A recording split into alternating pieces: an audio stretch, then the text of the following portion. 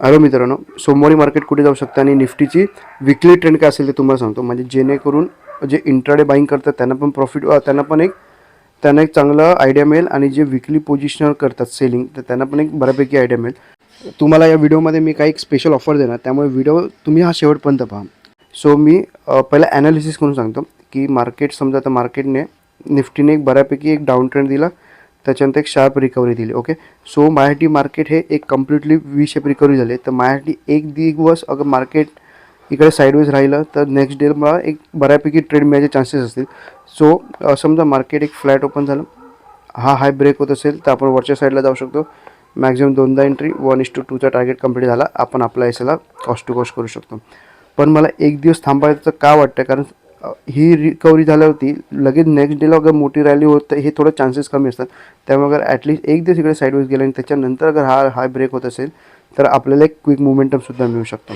Okay, आणि down साईडचं म्हणत असाल तर डाऊन साईडला मी इकडे मध्ये कुठेच एंट्री नाही घेणार, कारण इकडे त्याला एक सपोर्ट आहे, एक इकडे सपोर्ट आहे, इकडे सपोर्ट आहे, एक इकडे सपोर्ट आहे. तर त्यामुळे एक क्लिअर ट्रेंड मिळायचे चान्सेस थोडे कमी आहे. तर डाऊन साईडला जोपर्यंत माझा हा लो ब्रेक होत नाही, ही जी मोठी रॅली झाली, या रॅलीच्या खाली जोपर्यंत मार्केट येत नाही तोपर्यंत मी सध्या तरी डाऊन ट्रेंडला बघणार. समजा मोठा गॅप डाऊन ओपन झाला आणि हा लेवल ब्रेक होत असेल तर मी माझी डाऊन साईडची एंट्री घेईन. मॅक्झिमम 2दा एंट्री, 1:2चा टार्गेट कंप्लीट झाला, मी माझा एसएला सरळ कॉस्ट टू कॉस्ट करू शकतो. ओके, आणि आता ऑप्शन बाईंगचं मी सांगतो, त्याच्यानंतर मी माझ्या ऑप्शन सेलिंगचा पण सांगणार आहे. आणि समजा हा लेवल ब्रेक होत असेल, मार्केट अगर गॅप डाऊन ओपन झालं तर मी एंट्री नाही घेणार, कारण मार्केट हे मध्ये आल्यावरती एक हे साईडवेज होईल आणि एक व्हॉलॅटिलिटीमध्ये आपले फक्त एसएल जाणार, त्याच्यामुळे क्लिअर ट्रेंड मिळणार नाही. तर मार्केटला ॲटलिस्ट हा लेवल ब्रेक होऊ द्या किंवा मग हा एक लेवल ब्रेक होऊ द्या. अगर ह्या दोन लेवलच्या मध्ये मार्केट ओपन होत असेल तर जसं मी मागच्या आठवड्यामध्ये सांगितलं की मार्केट एक इनसाइड कॅन्डल, विकली कॅन्डल बनू शकतो. त्यामुळे अगर मार्केट ब्रेक होत नसेल तर एंट्री घेऊ नका. जबरदस्ती एस एल देण्यापेक्षा एंट्री न घेतलेली बरी. ओके, मार्केट अगर हा लेवल पहिल्या दिवशी ब्रेक होत असेल किंवा मोठा गॅप ओपन झाला तर आपण एंट्री घेऊ शकतो. मग भले त्याच्यामध्ये आपले एस एल गेले ती चालतील, कारण आपलं एस एल फिक्स असेल आणि आपलं टार्गेट 1:4चा असेल. आणि मी आठवड्यामध्ये थोडासा फंड माझा वाढवणार आहे. आता ऑलमोस्ट माझा 1.5-2 काय 1.5च्या आसपास काहीतरी फंड असेल, मला आता एक्झॅक्टली आठवत नाही आहे. तो मी 3.5-4पर्यंत घेऊन जायचा विचार करतो ह्या आठवड्यामध्ये. पण ते मोस्टली सोमवारी किंवा मग मंगळवारी करेन. अगर सोमवारी मिळाला तर ठीक आहे, नाही तर मग मी मंगळवारी करीन. ओके, पण मंगळवारी हे कन्फर्म करेन मी. तर मी आता ऑप्शन बाईंगचं सांगतो. ऑप्शन बाईंगचं समजा हा फ्लॅट ओपन झाला, हा लेवल ब्रेक झाला, ऑप्शनचं चार्ट ओपन करा आणि त्याची जी कॅन्डलने त्याचा हाय ब्रेक केला त्या कॅन्डलचा हाय मार्क करा ऑप्शनच्या चार्टमध्ये आणि त्याचा लो मार्क करा. जसं हाय ब्रेक झाला आपण एंट्री घेऊ शकतो, लो त्याचा एस एल असेल आणि एस एल समजा खूप मोठा असेल तर त्याचा आपण 50%सुद्धा एस एल ठेवू शकतो. ओके, पण कमीत कमी ॲटलिस्ट 10 ते 20 पॉईंटचा कमीत कमी एस एल असायला पाहिजे. अगर 20पेक्षा जास्त पॉईंटचा एस एल असेल तर आपण सरळ हाफ करू शकतो. ओके, आणि ह्या कॅन्डलच्या वरतीच अगर ओपन होत आहे तर सरळ ऑप्शनचा चार्ट ओपन करा ॲट द मनीचा किंवा स्लाइटली इन द मनीचा. आउट ऑफ द मनी जाऊ नका, कारण आउट ऑफ द मनीमध्ये तुमचा डीके खूप फास्ट होईल. तर ॲटलिस्ट ॲट द मनी किंवा मग इन द मनी. ओके, तर चार्ट ओपन करा. तिथे 5 मिनटाच्या अगर कॉल साईडला अगर तुम्हाला ग्रीन कॅन्डल दिसते, त्याचा हाय ब्रेक होत असेल तर आपण एंट्री घेऊ शकतो. लो त्याचा एस एल असेल, जास्त मोठा एस एल असेल तर आपण त्याचा हाफसुद्धा एस एल ठेवू शकतो. ओके, आणि आता मी तुम्हाला माझ्या ऑप्शन सेलिंगची स्ट्रॅटेजी पण सांगणार आणि त्याचे काही मी ॲडजस्टमेंट पण सांगणार आहे. आणि ते ॲडजस्टमेंट सांगायच्या आधी मी एक असा विचार करतो आहे की जे ऑप्शन सेलिंग करतात, ज्यांच्याकडे एक बऱ्यापैकी फंड आहे, तर अगर तुम्हाला झिरो लॉस स्ट्रॅटेजी किंवा एक मिनिमम लॉस स्ट्रॅटेजीमध्ये अगर तुम्हाला माझ्यावर काम करायचं असेल तर तुम्हाला स्क्रीनवरती माझा ईमेल ID दिसत असेल, तुम्ही त्याच्यावरती हवं असेल तर कॉन्टॅक्टसुद्धा करू शकता. त्यामध्ये मी एक प्लॅनिंग केला आहे की मी विकली 2000 रुपीज घेणार. ओके, आणि तुम्हाला त्याच्याबद्दल माझी स्ट्रॅटेजी सांगणार आणि ज्या आठवड्यामध्ये तुम्हाला लॉस होईल किंवा मग तुम्हाला प्रॉफिट नसेल झालं तर त्या आठवड्यामध्ये मी तुमचे 75% तुमची जी फी आहे ती तुम्हाला रिटर्न करून द्या. म्हणजे तुम्हाला ज्या आठवड्यामध्ये फक्त प्रॉफिट होईल त्या आठवड्यामध्ये तुमची फी घेतली जाईल आणि ज्या आठवड्यामध्ये तुम्हाला प्रॉफिट होत नसेल किंवा मग तुमचा लॉस झाला असेल तर त्या आठवड्यामध्ये मी तुमचे 75% तुमची अमाऊंट आहे ही रिटर्न करून टाकेन. ओके, अगर तुम्हाला आवडत असेल तर ठीक आहे, नाही आवडलं तर काही फरक नाही पडत. ओके, आणि ऑप्शन बाईंगचं बघायचं असेल तर तुम्ही फक्त माझं ॲनालिसिस फॉलो करा, रिस्क रिवॉर्ड फॉलो करा.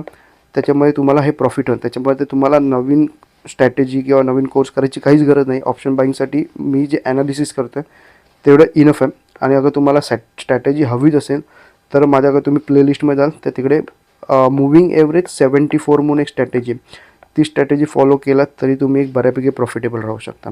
ओके, मी स्वतः परत आता ऑप्शन बाईंग चालू करणार, पण एवढंच नाही, एप्रिल मेमध्ये माझा बिझनेसचा थोडा सीझन कमी झालेला असेल तर त्याच्यानंतर एप्रिल किंवा मेमध्ये मी परत माझे इंट्राडे हे चालू करेन.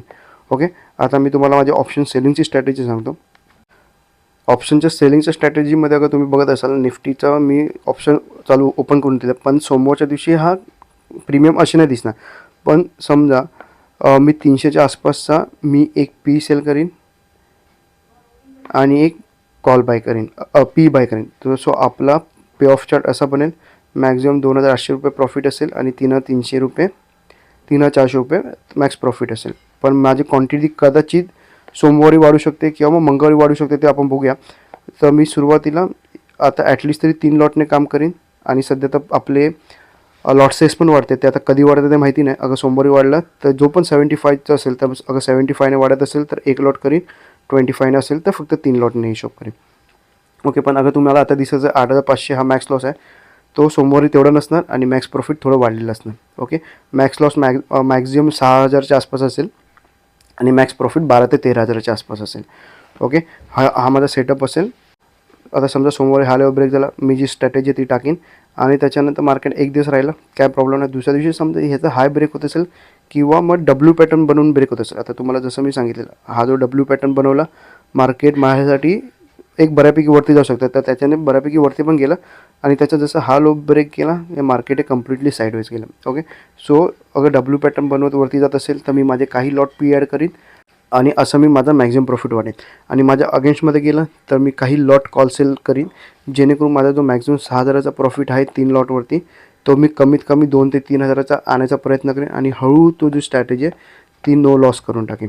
ओके, अगर डायरेक्टली खाली येत असेल तर आपण तसं करू शकतो. पण अगर मार्केट एका झोनमध्ये राहिलं तर त्याच्यामध्ये आपल्याला नो लॉस स्ट्रॅटेजी होणं थोडंसं चान्सेस कमी असतात, पण आपण ही ट्राय करू शकतो. जसं की तुम्ही मागच्या आठवड्यामध्ये बघितलं, लास्ट टू लास्ट वीकमध्ये मला 2 लॉटवरती 90,700चा प्रॉफिट झाला, कारण मार्केट मुवमेंट झाला. नेक्स्ट वीकमध्ये मार्केट कुठे मुवमेंट नाही झाला, एका झोनमध्ये राहिला, त्यामुळे मॅक्झिमम माझा लॉस 6,000चा होता 2 लॉटवर, तो मी फक्त आणि फक्त 1,300वरती आणला. ओके, आणि आपल्याला फक्त असे 2 आठवडे पाहिजे महिन्यातून. अगर 2 आठवड्यामध्ये अगर आपल्याला ह्यामध्ये तरी मी मॅक्झिमम प्रॉफिट नाही घेतलेला, कारण मला वेळ नव्हता मिळाला त्याच्यामुळे. पण अगर समजा वेळ मिळाला असता तर कदाचित आपल्या हा इकडे 13,000चा पण प्रॉफिट झाला असता. ओके, तर आपल्याला असे फक्त 2 आठवडे पाहिजे आणि असं आपल्याला 2 आठवडे मिळाले तरी काय फरक पडत नाही. आणि जे माझ्या स्ट्रॅटेजीमध्ये येत असतील, झिरो लॉस स्ट्रॅटेजीमध्ये, आपल्याला पण तेच काम करायचं आहे. 2 आठवडे फक्त प्रॉफिटेबल राहायचं आहे आणि बऱ्यापैकी लॉट. अगर तुम्ही 2 लॉटवरती करत असाल तर आपल्याला 12,000 रुपये किंवा 13,000 दोनदा तरी मिळाले, तरी आपण एक मंथली कॅन्डलमध्ये, मंथली पोर्टफोलिओमध्ये आपण हे बऱ्यापैकी ग्रीनमध्ये राहू.